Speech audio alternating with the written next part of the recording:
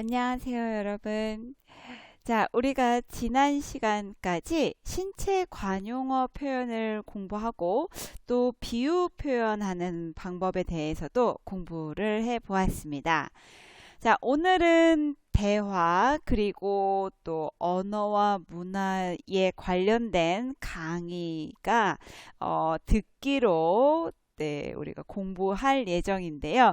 자, 이것들 들으면서 또 어떤 표현이 있는지 살펴보고 또 문제도 함께 풀어보도록 하겠습니다. 자, 먼저 듣기 1번입니다. 다음을 잘 듣고 맞는 것을 고르세요. 인데요. 자, 우리 먼저 한번 들어보겠습니다. 짧은 대화입니다. 한번 들어보세요. 이번 주말에 특별한 약속 있니? 나한테 콘서트 표가 2장 생겼는데 같이 가지 않을래? 이 가수 진짜 노래 잘 불러서 요즘 인기가 최고인데. 가고 싶기는 한데 지난주에 한국어 능력 시험 보느라 너무 힘들었거든. 그래서 이번 주엔 집에서 머리 좀 식히려고 해. 머리를 식힌다고? 열이 나? 아니, 열이 나는 건 아니야. 긴장을 풀고 마음을 편안하게 하는 걸 머리를 식히다라고 해. 자, 잘 들어보셨어요? 자, 새로운 표현이 나왔죠? 머리를 식히다 라는 표현인데요.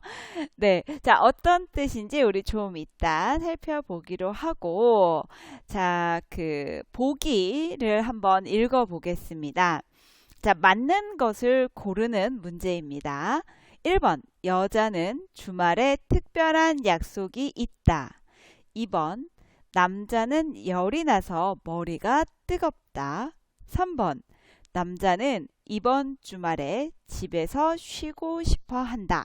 입니다. 자, 몇 번인지 답을 찾으셨나요? 네, 답 확인하기 전에 우리 한 번 더 듣고 확인해 보겠습니다. 다시 한번 들어주세요. 이번 주말에 특별한 약속 있니? 나한테 콘서트 표가 2장 생겼는데 같이 가지 않을래? 이 가수 진짜 노래 잘 불러서 요즘 인기가 최고인데. 가고 싶기는 한데 지난주에 한국어 능력 시험 보느라 너무 힘들었거든. 그래서 이번 주엔 집에서 머리 좀 식히려고 해. 머리를 식힌다고? 열이 나? 아니, 열이 나는 건 아니야. 긴장을 풀고 마음을 편안하게 하는 걸 머리를 식히다라고 해. 네, 여러분 답을 찾으셨나요? 자, 몇 번이죠? 맞는 것은 그렇죠. 3번입니다. 남자는 이번 주말에 집에서 쉬고 싶어 한다. 입니다. 자, 여러분 대화 내용 잘 들으셨나요? 여자가 콘서트 티켓이 2장이 생겨서 남자에게 같이 가자고 이야기를 했더니 남자가 이번 주말에는 집에서 쉬고 싶다고 머리 좀 식히려고 한다고 네, 이렇게 이야기를 했습니다. 그랬더니 여자가 머리를 식힌다고 열이 나? 뭐 이랬죠. 했더니 머리를 식히다라는 말 무엇이라고 했어요? 네, 긴장을 풀고 마음을 편안하게 하는 거. 네, 이것을 머리를 식힌다라고 이야기한다고 했습니다. 자, 왜냐하면 뭔가 일을 하거나 공부를 하거나 하면 우리가 머리를 사용을 하는 거죠. 네, 머리가 계속 일을 합니다. 우리 컴퓨터도 계속 일을 하면 어때요? 좀 뜨겁죠. 그래서 머리도 계속 일을 하면 이제 뜨겁다라고 생각을 해서 이 뜨거워진 머리를 좀 차갑게 만드는 걸 그래서 머리를 식히다. 자, 이런 표현을 사용합니다. 네, 그래서 좀 이제 머리를 사용하지 않고 공부나 일 같은 거 생각하는 것을 하지 않고 좀 쉬면서 네, 마음을 편안하게 아무 생각하지 않고 편안하게 만드는 것. 네, 이것을 우리가 머리를 식히다라고 해요. 그래서 가끔은 이제 우리가 배웠던 표현 중에 왜 교외로 나가다 이런 말 있죠. 그래서 머리 식히러 가자 뭐 이런 말도 합니다. 우리 머리 좀 식히러 갈까? 머리 좀 식히고 할까요? 네, 이런 말들을 이제 많이 사용합니다. 머리를 식히다. 자주 사용하는 표현이니까 여러분도 한번 사용해 보시면 좋을 것 같아요. 자, 이제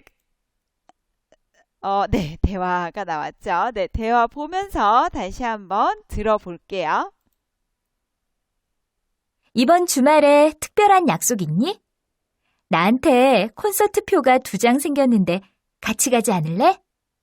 이 가수 진짜 노래 잘 불러서 요즘 인기가 최고인데.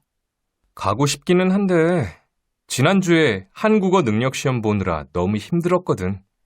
그래서 이번 주엔 집에서 머리 좀 식히려고 해. 머리를 식힌다고? 열이 나? 아니, 열이 나는 건 아니야.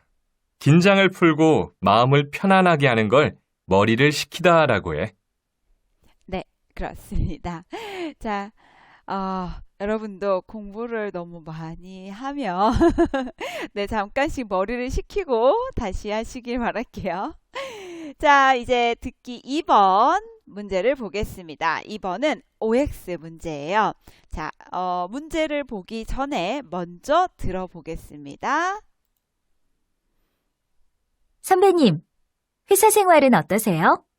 글쎄, 일도 많고 바빠서 힘들지만 아빠가 되고 나니 책임감도 더 생기고 그래서 더 열심히 살게 되는 것 같아. 그런데 갑자기 왜? 졸업할 때가 되어서 그런지 취업과 결혼 등 걱정이 이만저만이 아니에요. 그게 무슨 말이야? 꽃 같은 나이인데. 아직 시간이 많으니까 잘 준비하면 즐거운 일들이 기다릴 거야. 자, 우리 듣기 2번에서도 또 새로운 표현이 나와요. 비유 표현인데 꽃 같은 나이인데 자, 이렇게 남자가 이야기하는 표현이 있었습니다. 자, 이 말은요. 자, 여러분 꽃을 보면 어때요? 굉장히 예쁘고 계속 쳐다보게 되고 그쵸? 그 꽃을 그리고 좀 꽃이 핀 다음에 꽃이 지고 나서 이제 뭐 열매도 열리고 어떤 그런 거는 열매도 열리는 것도 있고 아니면 잎이 많이 나고 더 크고 이렇게 되죠. 그래서 어떤 시작하는 나이, 좀 너무너무 좋은 나이, 사람들이 많이 관심을 갖고 네, 이렇게 지켜보는 네, 그런 나이에 있는 사람들에게 꽃 같다라고 합니다. 그러니까 좀 메인 같은 느낌이죠. 꽃이 피면 네, 그래서 그때 그런 나이를 꽃 같은 나이라고 이야기를 합니다. 네. 자, 뭐 꽃 같은 나이는 또 언제라고 정해져 있는 것은 아니에요. 네, 여러분이 내가 지금 꽃 같은 나이라고 생각하면 네, 그럴 수 있습니다. 네. 자, 이런 표현도 있다는 거 알고 계시고 자, 이제는 OX 할 문제 보기를 한번 읽어 보겠습니다. 1번. 여자는 졸업 후를 걱정하고 있다. 2번. 남자는 회사 생활이 바빠서 지쳐 있다. 3번. 남자는 여자의 미래를 긍정적으로 생각하고 있다. 자, 이제 OX 할 문제를 읽었으니까 이번에 다시 들으실 때는 자, 이 표현이 어디에 있는지 어떤 내용으로 있는지 맞는지 틀린지 여러분이 OX 하시면서 다시 한번 들어보겠습니다. 자, 한 번 더 들을게요. 선배님, 회사 생활은 어떠세요? 글쎄, 일도 많고 바빠서 힘들지만 아빠가 되고 나니 책임감도 더 생기고 그래서 더 열심히 살게 되는 것 같아. 그런데 갑자기 왜? 졸업할 때가 되어서 그런지 취업과 결혼 등 걱정이 이만저만이 아니에요. 그게 무슨 말이야? 꽃 같은 나이인데. 아직 시간이 많으니까 잘 준비하면 즐거운 일들이 기다릴 거야.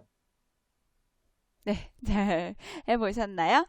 자, 함께 확인해 볼게요. 여자는 졸업 후를 걱정하고 있다. 자, 어때요? 그렇죠. 맞아요. 네, 여자가 이제 뭐 결혼도 해야 되고 취업도 해야 되고 뭐 이런 이야기들을 했습니다. 네, 걱정하고 있어요. 자, 2번. 남자는 회사 생활이 바빠서 지쳐 있다. 뭐 느낌상으로 그럴 수도 있지만 사실 내용은 아니었습니다. 그렇죠. 그래서 뭐 이제 결혼을 하고 아이 아빠가 되니까 책임감도 생기고 더 열심히 하게 된다는 이야기를 했습니다. 자, 3번. 남자는 여자의 미래를 긍정적으로 생각하고 있다. 맞죠? 네. 꽃 같은 나이인데 뭘 그래? 시간이 많으니까 잘 준비하면 즐거운 일들이 기다릴 거야. 네. 이렇게 이야기를 했었습니다. 자, 잘 해보셨나요? 혹시 여러분 실수한 것이 있다면 다시 대화를 보면서 어느 부분을 잘못 들었는지 확인해 보시기를 바랄게요. 자, 이번에는 대화를 보면서 한 번 더 들어보겠습니다. 선배님, 회사 생활은 어떠세요? 글쎄, 일도 많고 바빠서 힘들지만 아빠가 되고 나니 책임감도 더 생기고 그래서 더 열심히 살게 되는 것 같아. 그런데 갑자기 왜? 졸업할 때가 되어서 그런지 취업과 결혼 등 걱정이 이만저만이 아니에요. 그게 무슨 말이야? 꽃 같은 나이인데. 아직 시간이 많으니까 잘 준비하면 즐거운 일들이 기다릴 거야. 네, 잘 들어보셨죠? 네, 여러분도 지금 콧 같은 나이입니다. 네, 여러분이 하고 싶은 거, 네, 잘 준비해서 하시면, 네, 좋은 결과가 있을 거라고 생각합니다. 자, 이제 듣기 3번으로 갈게요. 자, 듣기 3번은 언어와 문화에 대한 강의예요. 조금 어려운 단어가 있을 수는 있습니다. 하지만 자, 어떤 내용을 이야기하는지 길지는 않아요. 네, 길지 않으니까 여러분이 잘 들어보시면 이런 이야기구나라고 들으실 수 있으실 것 같아요. 자, 이번에는요, 들으면서 이 단어가 있는지 없는지, 어떤 단어를 여러분이 들었는지 표시하시는 거예요. 네, 한번 들으면서 해보세요. 네, 먼저 듣겠습니다. 오늘은 언어와 문화에 대해 이야기하겠는데요. 여러분도 알듯이 언어와 문화는 밀접한 관계를 가지며 서로 영향을 줍니다. 미국의 언어학자 벤자민 워프는 언어를 생각의 형성 틀이라고 하는데요. 이 말은 사람들이 언어를 배우면서 그 나라 사람들이 왜 그렇게 생각하고 행동하는지 그 문화까지도 더 잘 알 수 있게 된다는 겁니다. 특히 문화가 언어에 영향을 주는 것은 어휘에서 잘 나타나는데요. 한국에서 김치를 겉절이, 배추김치, 백김치, 물김치, 김장김치 등의 단어로 사용하는 것을 보면 알 수 있죠. 또 다른 예로는 무엇이 있을지 함께 이야기해 볼까요? 자, 잘 들어보셨어요? 그러니까 언어와 문화가 이제 관계가 많이 있다라는 이야기인데 그것을 좀 언어학자의 이야기도 가지고 오고 그 예로 한국의 김치를 부르는 단어들에 대한 이야기들도 했습니다. 네. 자, 여러분 어떤 단어를 들으셨어요? 네, 표시해 보셨나요? 자, 이번에는 또 다시 한번 들으면서 혹시 놓친 단어가 있는지 아니면 없었는데 혹시 표시한 단어가 있는지 네, 한 번 더 들으면서 확인해 보시길 바랄게요. 한 번 더 들어보겠습니다. 오늘은 언어와 문화에 대해 이야기하겠는데요. 여러분도 알듯이 언어와 문화는 밀접한 관계를 가지며 서로 영향을 줍니다. 미국의 언어학자 벤자민 워프는 언어를 생각의 형성 틀이라고 하는데요. 이 말은 사람들이 언어를 배우면서 그 나라 사람들이 왜 그렇게 생각하고 행동하는지 그 문화까지도 더 잘 알 수 있게 된다는 겁니다. 특히 문화가 언어에 영향을 주는 것은 어휘에서 잘 나타나는데요. 한국에서 김치를 겉절이, 배추김치, 백김치, 물김치, 김장김치 등의 단어로 사용하는 것을 보면 알 수 있죠. 또 다른 예로는 무엇이 있을지 함께 이야기해 볼까요? 자, 어떤 단어들의 표시가 되었나요? 자, 이러한 단어들이 나왔습니다. 언어, 영향, 생각, 김치. 그렇죠? 자, 그러면 우리 이제 글을 한번 보겠습니다. 자, 아까도 이야기했듯이 이 내용은 언어와 문화는 굉장히 깊은 관계를 가지고 있다. 이것이 주된 내용이었습니다. 그래서 한번 살펴보면 오늘은 언어와 문화에 대해 이야기하겠는데요. 여러분도 알듯이 언어와 문화는 밀접한 관계를 가지며, 자, 언어와 문화는 밀접한 관계를 가진다. 밀접한 관계, 아주 가까운 관계입니다. 서로 영향을 줍니다. 그러니까 언어를 배우면 문화도 알게 되고, 문화를 배우면 언어를 배우게 되고, 그래서 밀접한 아주 가까운 관계를 있고 서로에게 어떤 그 영향을 준다라는 이야기예요. 자, 미국의 언어학자 벤자민 워프는, 벤자민 워프 사람 이름이죠. 언어를 생각의 형성틀이라고 하는데요. 자, 벤자민 워프가 말했어요. 언어는 생각의 형성틀입니다. 이렇게 말했습니다. 자, 언어라는 것은 우리가 생각하는데 생각의 형성틀, 형성이라는 것은 어떤 모양을 만드는 것이고요. 틀이라는 것은 그 모양을 만드는 그릇 같은 거예요. 그래서 우리가 빵을 만들 때, 케이크를 만들 때는 이런 동그란 모양의 그릇에 넣어서 만들고, 우리 머핀을 만들 때는 머핀은 그 머핀 그 모양이 있는 그런, 뭐라고 해요? 한국어로 이게 틀이거든요. 네, 머핀을 만드는 그런 그릇에 이제 담아서 만들죠. 근데 그러한 것들을 이렇게 틀이라고 합니다. 어떤 모양을 만드는 그릇. 그러니까 생각을 만드는 그릇이 무엇이라고요? 언어라는 거죠. 네. 자, 벤자민 워프가 이렇게 말했습니다. 자, 그래서 많은 사람들이 언어를 배우면서 그 나라 사람들이 왜 그렇게 생각하고 행동하는지, 또 문화도 더 잘 알 수 있게 된다는 겁니다. 맞죠, 여러분? 여러분이 한국어를 배우면서 한국 문화를 알게 되고, 그래서 한국 사람들이 왜 그렇게 생각하는지, 왜 그렇게 말하는지를 여러분이 알게 되잖아요. 그렇죠? 그래서 언어와 문화는 정말로 관계가 아주 많습니다. 네. 그래서 그 문화 때문에 생긴 단어나 우리가 배운 관용어 같은 것도 있고요. 또 속담도 마찬가지죠. 네. 그래서 언어와 문화는 정말 깊은 관계가 있는 것 같습니다. 자, 특히 문화가 언어에 영향을 주는 것은 어휘에서 잘 나타나는데요. 그런 단어들이에요. 어휘에서 잘 나타나는데요. 한국에서 김치를 겉절이, 배추김치, 백김치, 물김치, 김장김치 등의 단어로 사용하는 것을 보면 알 수 있죠.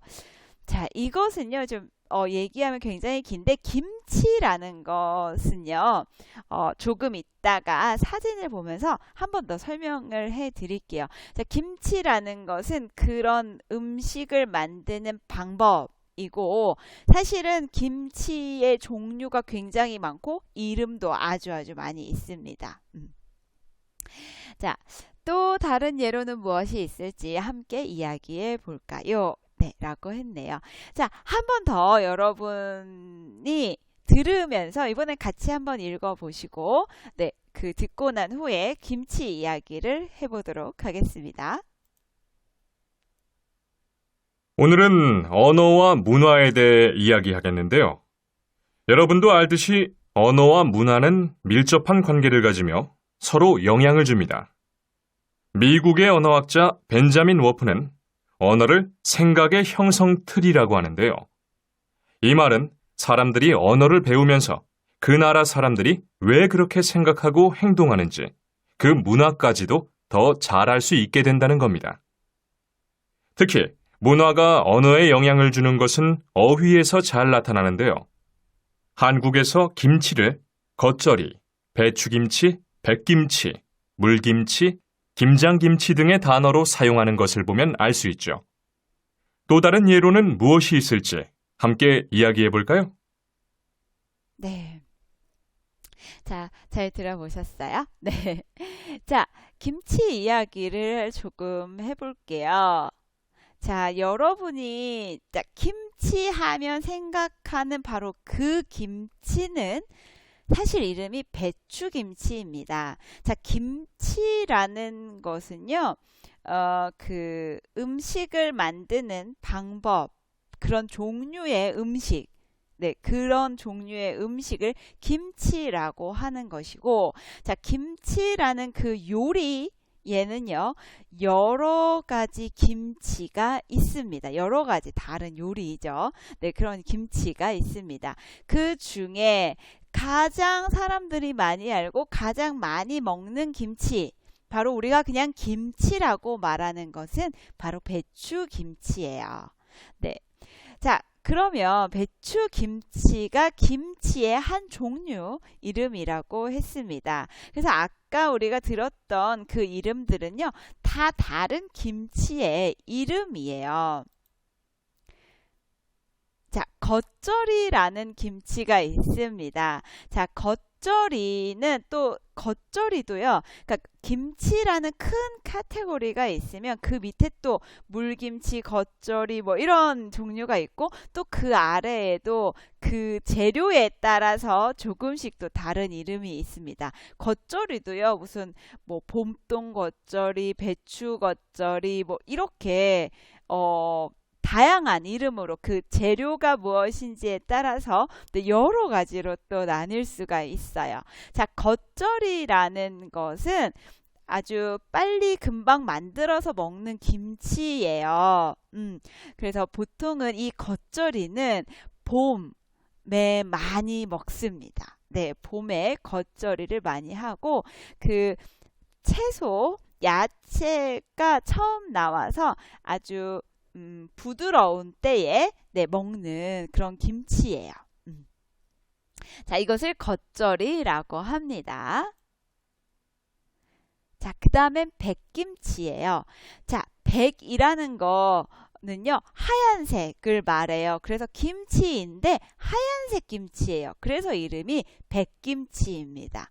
이것은 우리 그 칠리 파우더, 고춧가루가 들어가지 않는 김치예요. 그런데 이것은 안 매울 수도 있고 좀 매울 수도 있어요. 네, 그래서 보통은 많이 안 맵게 만들고요. 그리고 좀 시원한 맛이 있어요. 그래서 매운 음식을 먹을 때 이 백김치를 또 같이 먹기도 해요. 네, 그래서 백김치는 뭐 어느 시즌에나 사실 요즘은 다 먹기는 하는데 시원하기 때문에 또 여름에 많이 먹기도 합니다. 백김치. 자, 그 다음에는 물김치인데요. 자, 여러분, 이 물에서 아시겠죠? 물이 있는 김치입니다. 물이 있는 김치. 자, 사진을 보시면 다 물이 있죠? 이것도 다 김치예요. 네. 그런데, 뭐, 이것도 그 재료에 따라서 이름이 다 다릅니다.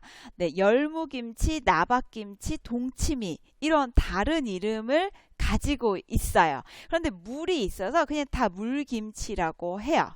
근데 또 재료에 따라서 방법에 따라서 다 다른 이름이 있고 또 이것도 역시 물김치니까 시원해서 여름에 많이 먹지만 사실 제일 밑에 있는 동치미라고 하는 무로 만든 저 물김치 동치미는요 겨울에 먹어요. 네, 왜냐하면 한국에서는 이 무가 가을에 제일 맛있어요.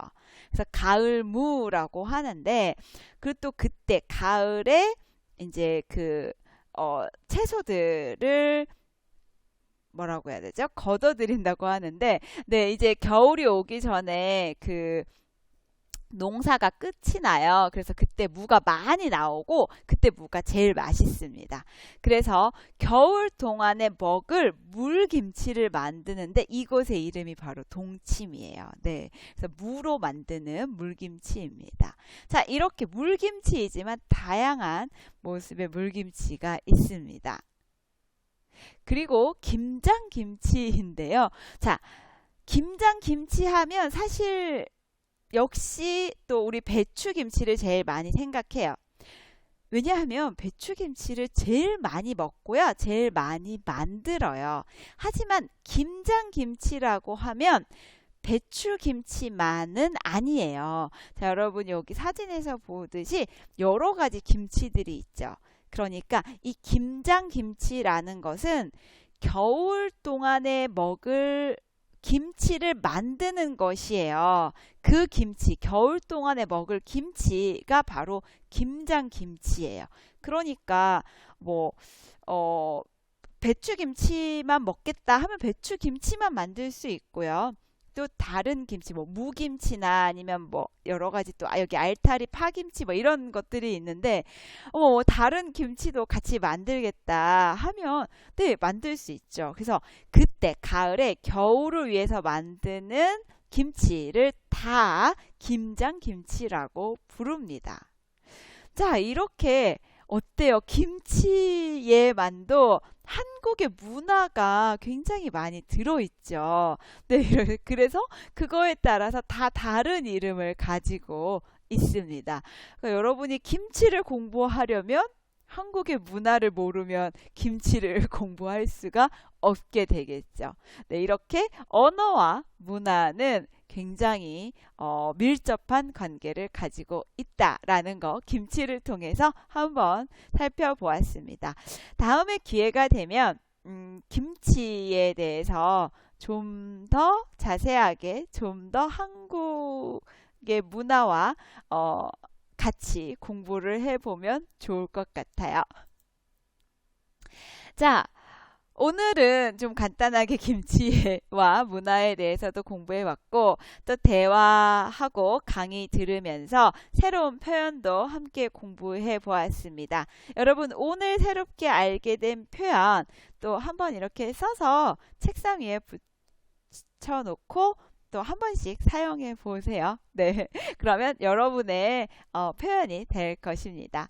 자, 읽기는 우리 화상 수업으로 함께 공부하도록 하겠습니다. 그러면 여러분 오늘도 수고하셨습니다. 다음 시간에 또 재미있는 수업으로 함께 만나겠습니다. 감사합니다.